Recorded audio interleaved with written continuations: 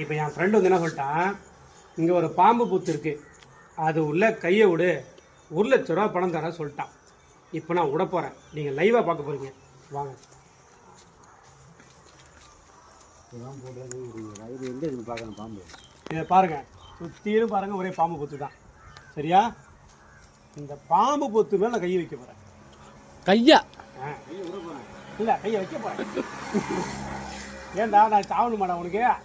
பாம்பு பொத்துல கையை வைக்கிறோம். குட்டி குட்டி இருக்கு. வாங்க 1,00,000 ரூபா. 1,00,000 இதெல்லாம் பாம்பு இருக்கு. இல்லை கறிக்கிற பாம்பு இருக்கு. இங்கே போகிறாங்க இல்லை பிளாஸ்டிக் கடா வெளில விடாது. இதில் கை விடுறா சொல்லு. அதுதான் நெளியுது. சும்மா இருடா. இது வேற இருந்தாலும் மன தைரியத்தை நம்ம வந்து எப்பயுமே நம்ம வந்து பெரிய போர் வேணும்னு நல்லாவே தெரியும். இருந்தாலும் இன்னைக்கு நம்ம வந்து பாம்பு புத்துல கையை விட்டு பாம்பை வெளில எடுக்கிறோம். நீங்க பாக்குறீங்க. மௌத்தார் இருக்கா படையப்பக்கு இருக்கட்டும். நம்பாதீங்க எல்லாம் போய் இதெல்லாம் இந்த இதில் நெளியுது. இதில் விடு இதில் விடு.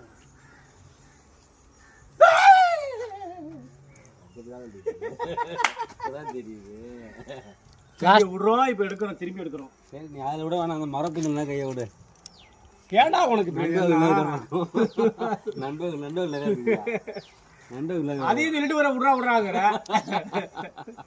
கிளி இருக்குண்ணா ஒண்ணா நண்டோவில் ஏண்டா இருக்கு ஒன்றும் இருக்கு. ஏய் பாம்பு புத்த கை விடுறான் பார்த்துக்க.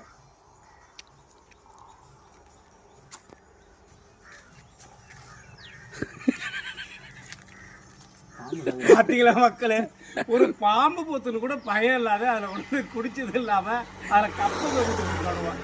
இவனுக்கு நம்ம என்னதான் செய்யறது? ஒரு இடம் விட மாட்டேங்கிறானுவா. எந்த இடம் பார்த்தாலும் குடிச்சு தொலைகிறானுவா. இவங்க என்ன